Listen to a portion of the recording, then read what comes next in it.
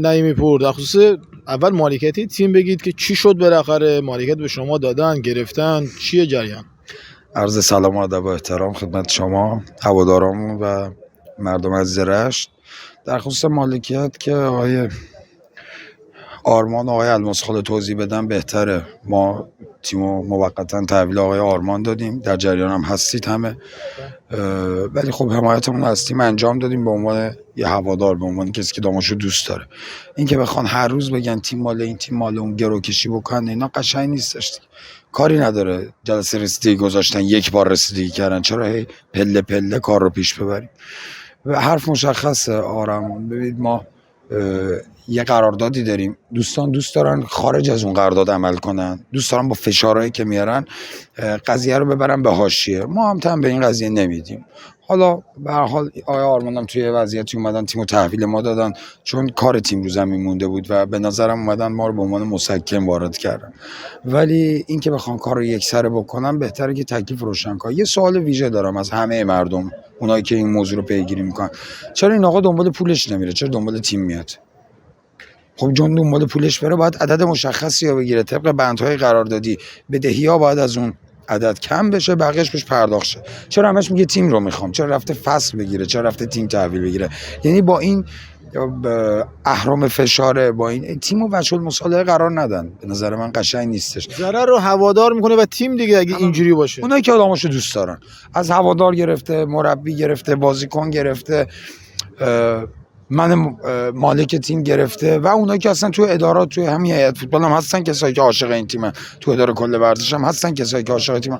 ولی متاسفانه اون کسایی که باید جلوی این آقا وایسن اصلا این آخر رو اینا گندش کردن، بهش بال و پر دادن و دیگه چی بگم، یه آدمی یه قدی بهش پر و بال دادن که خودشون هم نمیتونن جمعش کنن.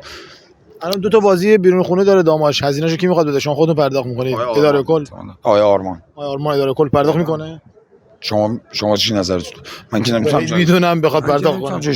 ببینید من به رسم احترام، به رسم ادب، به رسم نون و نمک هزینه‌های این بازی رو پرداخت کردم. و یعنی بازی رو، تیم رو شب بازی با شیراز به ما اعلام کردن که اجراییه صادر کردیم و چه کردیم. هر کی دیگه بود از همونجا برمیگشت میرفت. ولی من خب به هر حال این تیم عشق ماست دیگه. اگه عشقمون نبود که اینجا نبودیم، اگه دوستش نداشتیم اینجا نبودیم. ولی اونایی که اینجا نیستن دوستش ندارن، میبینید دیگه نیستن. اصلا انگار که داماش بچه سر راهیه، انگار که وصله ناجوره براشون، انگار که اصلا دیدید دیگه. آقا شما همه دیدن، همه مطبوعات دیدن. شما قبل از اینکه ما بیایم و تیم رو تحویل بگیریم یادتونه دوربین نیاد تو ورزشگاه، بازی بدون تماشاگر برگزار شه، اونجا رو ببندیم، اون در رو ببندیم. یه بار گفتم آقایون اگه راه داشتن این تیمو برمی‌داشتن میبرن خونه آقای زحمت کشینا اونجا بازی کنن، تو پشت بون خونه‌شون بازی کنن. اینا باحال نیستش، اینا کارهای قشنگی نیستش. این تیم مال این مردمه، مال همین مردمه که اینجوری اشک میریزن. ما متولیشیم، ما امانت دارشیم.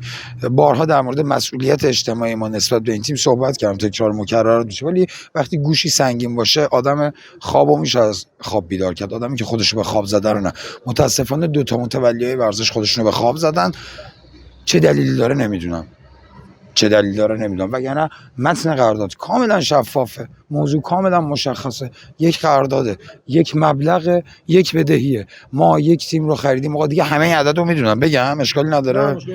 یک تیم خریدیم، یک امتیاز تیم داماش گیلان رو خریدیم 22.5 میلیارد بدون بدهی، بدون تعهد. الان آقایون میگن 30 میلیارد تعهد که برای تیم آوردیم و قبول کن. گفتیم چشم، به عشق داماش چشم. دی بیشتر از این که نمیتونم. میگن نه بیا یه 8 میلیارد هم بهشون اضافه برامون 22 تومن بده. ما هم چیزی داریم؟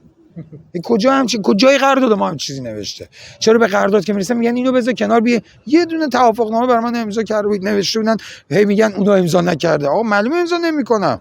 من بیرون بودم، رفتید با من فکر کردید توافق نوشید، آقای اشکان ساداتی براتون متن داده، همه بدبختی تیم از اشکان ساداتیه، همه بعد کوش داور کمیته اخلاق چرا نمیاد؟